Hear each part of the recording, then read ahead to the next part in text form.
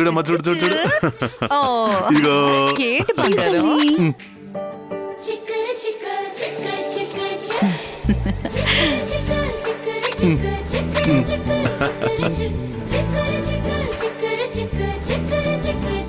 చిన్న తల్లి.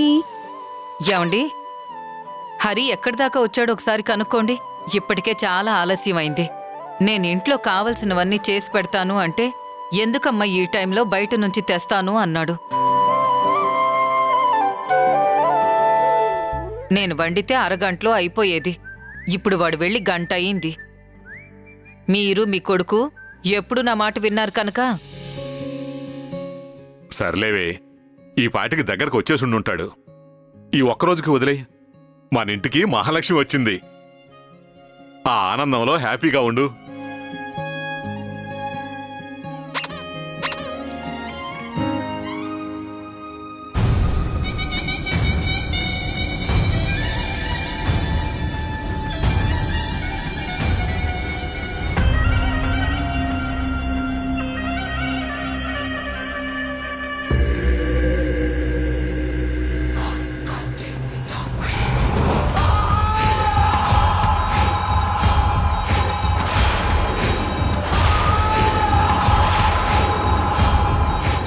ఇదేంటి ఊర్మిళ వచ్చింది?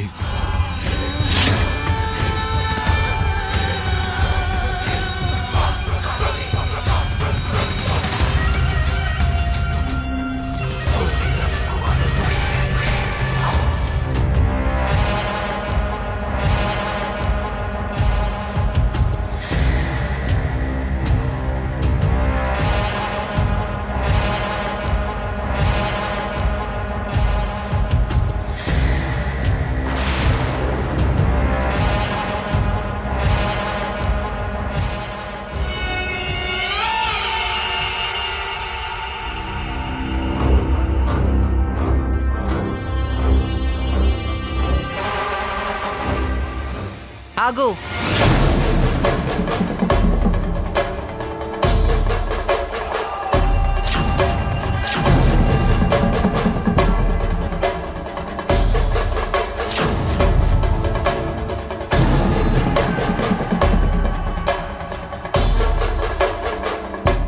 ఎందుకొచ్చావు? ఇదిగో, నీలాంటి పాపాత్మురాలు నా ఇంటి గడప తొక్కడానికి కూడా వీల్లేదు. వెళ్ళిపో.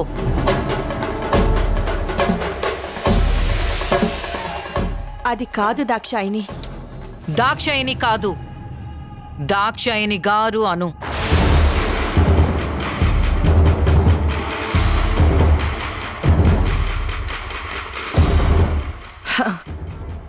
అది కాదు దాక్షాయిని గారు. నేను చెప్పేది వినండి. అత్తయ్య, రానివ్వండి. ఏం మాట్లాడుతుందో చూద్దాం.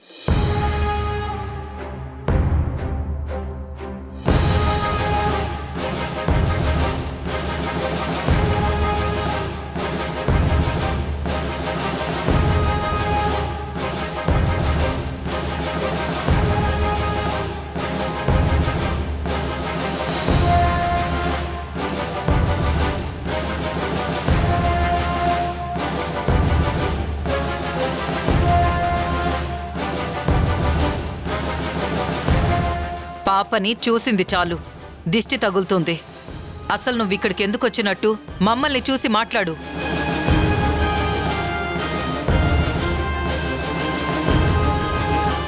నేను ఇప్పటి వరకు ఎవ్వరి ముందు తల దించలేదు.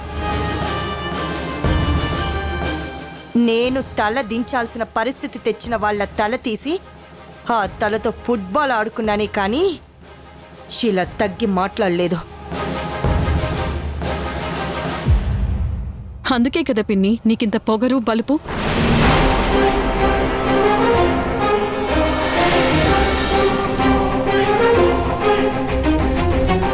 మీరు ఎన్ని మాటలన్నా నేను పడతానే శోదా, కానీ మీరు మాత్రం పాపని నాకు ఇచ్చేయాలి. ఏంటి ఊర్మిళ, మా ఇంటికి వచ్చి మాకే ఆర్డర్ వేస్తున్నావా? ఆర్డర్ కాదు భద్రాచలం గారు, ఇది నా రిక్వెస్ట్.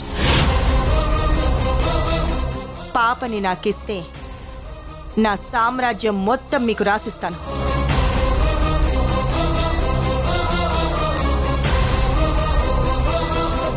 పాపని నాకిచ్చేయండి. అక్కడ నా కూతురు పాప కావాలి అని ఏడ్చి ఏడ్చి గుండె తడారిపోయేలా ఉంది. హనీ అంటే నా కూతురికి ప్రాణం. దాన్ని చూడకుండా, దాంతో ఆడుకోకుండా, దాని నవ్వుని ఆస్వాదించకుండా నా కూతురు ఒక్క క్షణం కూడా బ్రతకలేదు.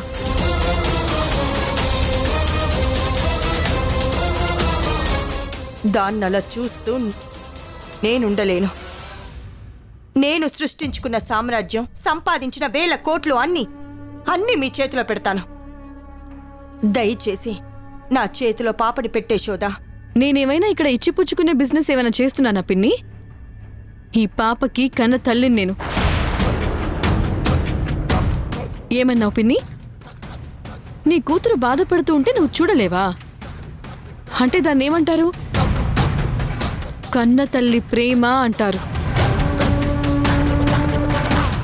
మరి నా పాపకు కూడా నాకు కన్న తల్లి ప్రేమే కదా పిన్ని.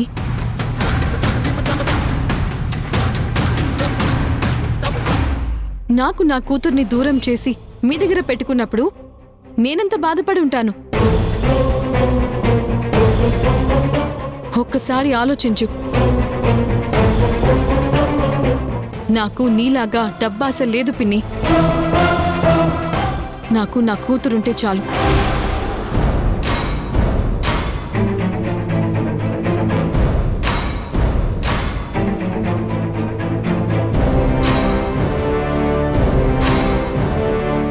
పిన్ని అని నువ్వే అంటున్నావు కదే యశోదా. అంటే నీరజ నీ చెల్లెలనే కదా అర్థం. నీ చెల్లెల్ని కాపాడుకునే బాధ్యత నీకు లేదా? ఏంటి పిన్ని కొత్తగా వరుసలు గుర్తు చేస్తున్నావు? నీరజ గురించి ఆలోచించే నేను ఇన్ని రోజులు ఒక అడుగు వెనక్కి వేసి నా పాప దగ్గరికి రాలేకపోయాను. కానీ ఇక మీదట నేను ఉండలేను పిన్ని. నా కూతురు నా దగ్గరే ఉంటుంది. ఎట్టి పరిస్థితుల్లో నా బిడ్డనిచ్చే ప్రసక్తే లేదు.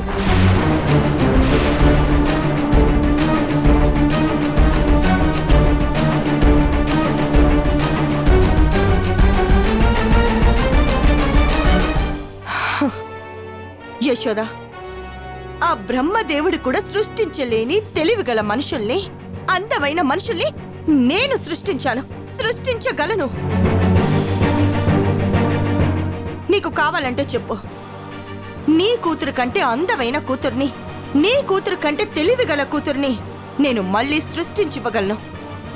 కానీ ఈ పాపని మాత్రం నాకిచ్చేసి నా కూతుర్ని బ్రతికించు.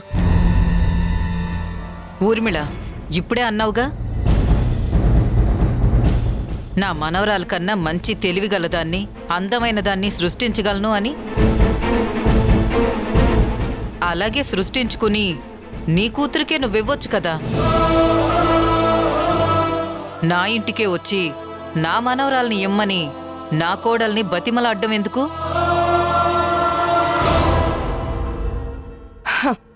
లేదు దాక్షాయిని, ఈ పాపకి నా కూతురు అడిక్ట్ అయిపోయింది.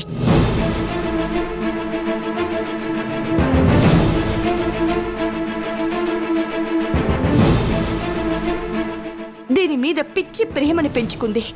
తనకి ఎవరు వద్దు అనుకుంటోంది. ఈ పాపుంటే చాలు అనుకుంటోంది.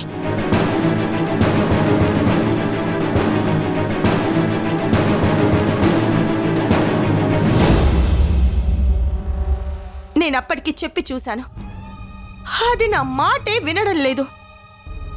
దయచేసి అర్థం చేసుకోండి. నువ్వు 100 సార్లు అడిగినా, 1,00,000 సార్లు బతిమెలాడినా ఆఖరికి నువ్వు మా కాళ్ళు పట్టుకున్నా సరే పాపనివ్వడం కుదరదంటే కుదరదు. ఇదిగో మర్యాదగా బయటికి నడు, లేకపోతే మెడ పట్టుకుని బయటికి గెంటాల్సి వస్తుంది.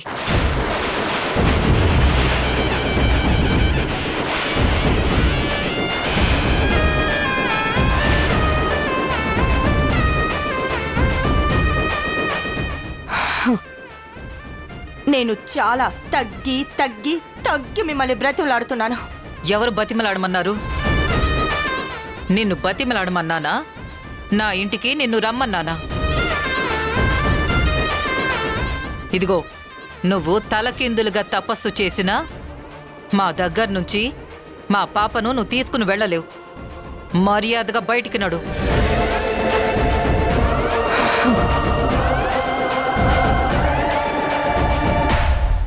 యశోద, నువ్వైనా అర్థం చేసుకో. యశోద నా కోడలు. అది నా మాటే వింటుంది. ఈ ఇంట్లో నా మాటే శాసనం. నిన్ను బయటికి నడవమన్నానా? పిన్ని, మా అత్తయ్యకి కోపం వస్తే ఆ కోపాన్ని నువ్వు తట్టుకోలేవు. వెళ్ళు. ఓ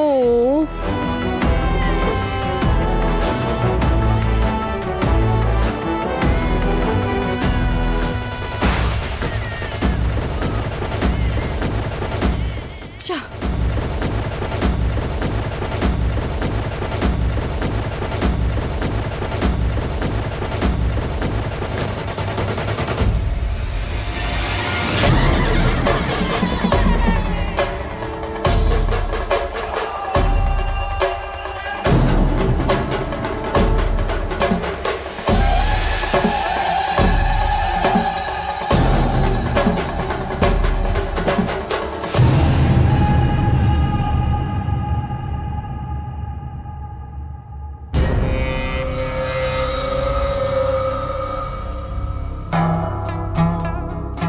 ఆ యశోద సామాన్యురాలు కాదు దేవకి. అది అనుకున్నవన్నీ సాధిస్తుంది. ఎంతైనా రాజవంశీకులు కదా. ఆ తెగింపు, ధైర్యం దానికి కావలసినంతున్నాయి.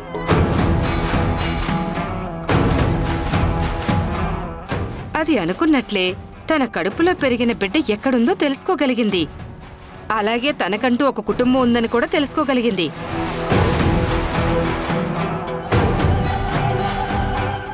హరివిఠల్ గాడేమో యశోద కండగా నిలబడుతున్నాడు. అన్నింటికీ మించి యశోద పాప ఇప్పుడు యశోద దగ్గరే ఉంది.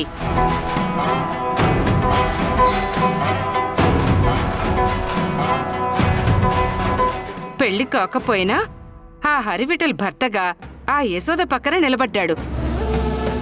చివరికి ఆ దాక్షాయిని కూడా వీళ్ళ పెళ్లికి ఒప్పుకుంది. ఇక మిగిలింది వాళ్ళిద్దరి పెళ్లి జరగడమే. ఏంటమ్మా ఈ టైంలో? పైన తదాస్తు దేవతలుంటారు. తదాస్తు దేవతలు ఉండటం కాదురా, ఎప్పుడో తదాస్తు అనేసినట్టున్నారు. అందుకే వాళ్ళందరూ ఒకటయ్యారు. ఇన్ని రోజులు మనం కంటున్న కలలు మాత్రం అవి కలలుగానే మిగిలిపోయాయి. రేపో మాపో యశోదకి హరివిఠల్తో పెళ్లి జరిగితే ఇక మనకు మిగిలేది చెప్పే. ఆ భయం నాకు కూడా ఉందమ్మా. కానీ ఏం చేయాలో అర్థం కావడం లేదు. ఆ ఊర్మిళ కూడా యశోద విషయంలో ఎందుకో వెనుకడుగు వేస్తూనే ఉంది.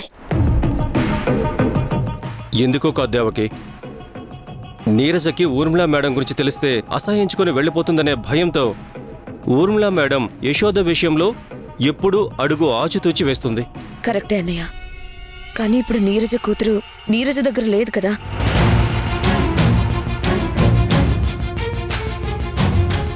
ఆ పాప లేకపోతే నీరజ తట్టుకోలేదు అని నువ్వే అన్నావు. మరిప్పుడు నీరజ ఏం చేస్తుంది? ఊర్మిళ ఏం చేస్తుంది?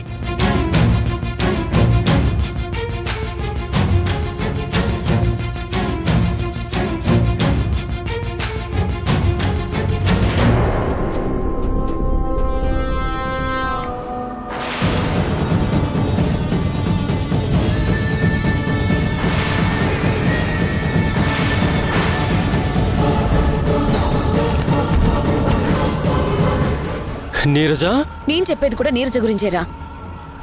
అది కాదే దేవకి, అటు చూడు నీరజ వస్తుంది.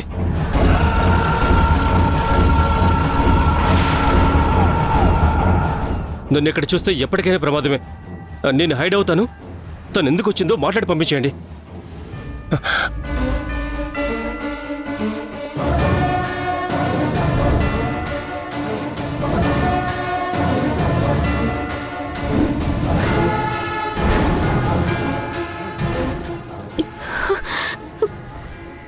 ప్లీజ్ అండి, యశోద చెప్పి నా పాప నాకు అప్పగించండి. మీకు ఎంత డబ్బు కావాలంటే అంత ఇస్తాను. పాప లేకుండా నేను బతకలేనండి. దయచేసి అర్థం చేసుకోండి ప్లీజ్. మీరు చెప్తే ఖచ్చితంగా యశోద కాదనదు. ఒక్క మాట చెప్పి నా పాపని నాకు అప్పచెప్పండి ప్లీజ్ అండి. మీకు దండం పెడతాను ప్లీజ్ ప్లీజ్. చూడు నీరజ, నువ్వన్నా మీ అమ్మగారన్నా మాకెంతో అభిమానం. కానీ ఈ విషయంలో యశోద మా మాట వినేలాగా లేదు. అలాగే యశోద కూడా ఇక్కడ లేదు.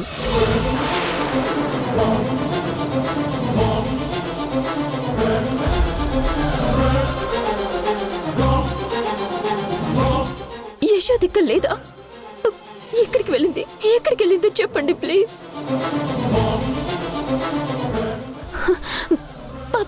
పాప ఇక్కడ ఉందా? లేదమ్మా, పాపం తీసుకుని యశోద దాక్షాయణి వాళ్ళ ఇంటికి వెళ్ళింది. నువ్వు ఊర్మిళ మేడం ఆనందంగా ఉండడమే మాకు కావాలి. నిజం చెప్పండి, యశోద పాప నిజంగా ఇక్కడ లేరా? అయ్యో నిజమమ్మా, మమ్మల్ని నమ్ము.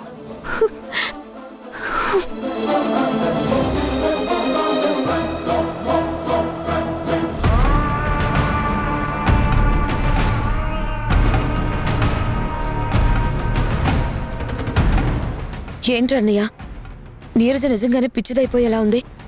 ఇంత జరుగుతుంటే మీ ఊర్మిళ మేడం యశోదని ఏమీ చేయకుండా ఎలా ఉంటుందో నాకైతే అర్థం కావడం లేదు. మీరు తక్కువ అంచనా వేయకండి దేవకి. ఊర్మిళ మేడం సైలెంట్గా ఉంది అంటే ఏదో చాలా పెద్ద స్కెచ్చే వేసుంటుంది.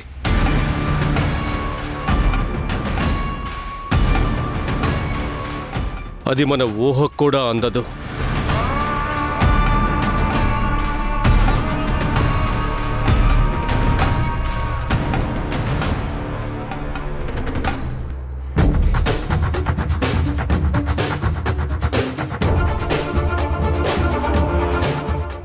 సార్ ఏంటి సరిత, ఏమైంది అలా ఉన్నావు? సార్, నీరజ మేడం నీరజకేమైంది? నీరజ మేడం పాపని తెచ్చుకుంటారని పరిగెత్తుకుంటూ వెళ్లారు సార్.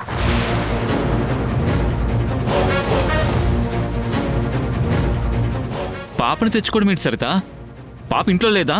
సార్, అసలు ఏం జరిగిందంటే, ఈ పాప నీ పాప ఎలా అవుతుంది? నువ్వు మోసావా లేదా కన్నావా? లేదు కదా.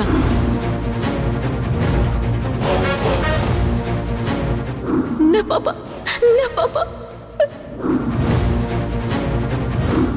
నా పాపని నేను తెచ్చుకుంటాను. ఎలా అయినా సరే, ఏం చేసైనా సరే ఇప్పుడే వెళ్ళి తెచ్చుకుంటాను.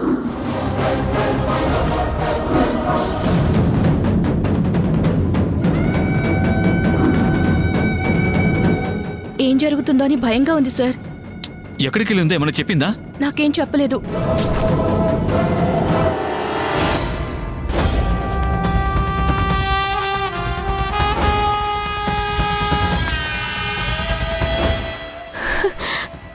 అని తల్లి, నువ్వెక్కడున్నా నేను నీ దగ్గరికి వస్తాను.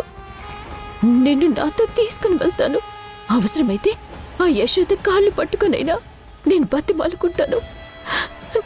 నువ్వు లేకపోతే నేను బతకలేను తల్లి.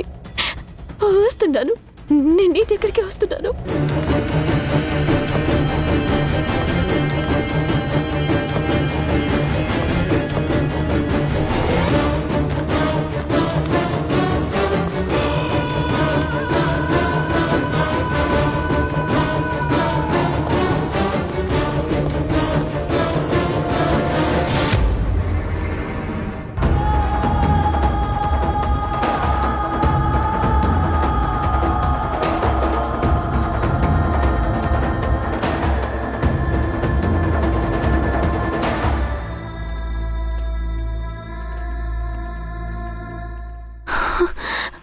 అని తల్లి,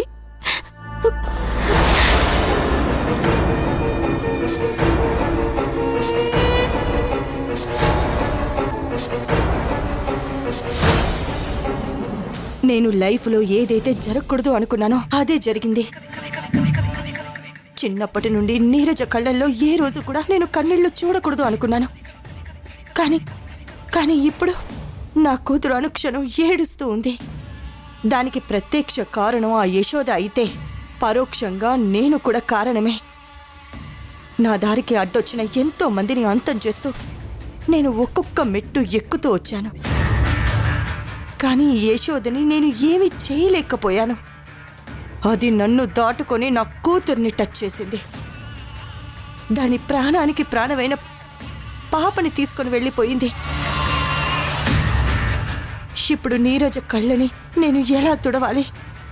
ఆ యశోద దగ్గర నుండి పాపని ఎలా తీసుకొచ్చుకోవాలి? పాప అని తల్లి, పాప. నీరజ ఎక్కడున్నావు? ఎక్కడికి వెళ్ళిపోయావు? నువ్విలా అయిపోతావని నేనెప్పుడు అనుకోలేదు. నీరజ ఎక్కడున్నావు?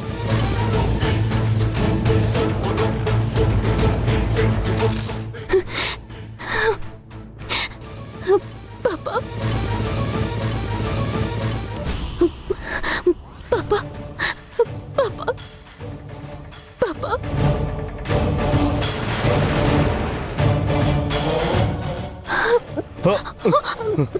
ఏమ్మా, కళ్ళు కనిపించట్లేదా? నా బండి మీదే వచ్చి పడుతున్నావు.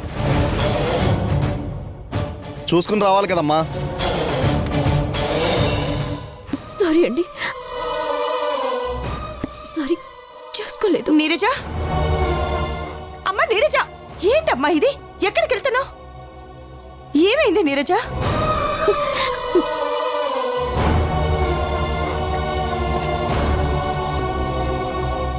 ఒకవేళ అనుకోకుండా పాప దూరం అయితే నువ్వు బ్రతకగలవు అన్న నమ్మకం నీకుందా నీరజ?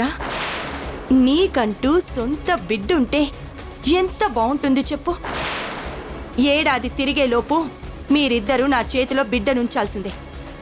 నిన్నే అడుగుతోంది. అది జరగని పనమా? ఎందుకు జరగదు? ఎందుకంటే పిల్లలు పుట్టకుండా ఆపరేషన్ చేయించుకున్నాను.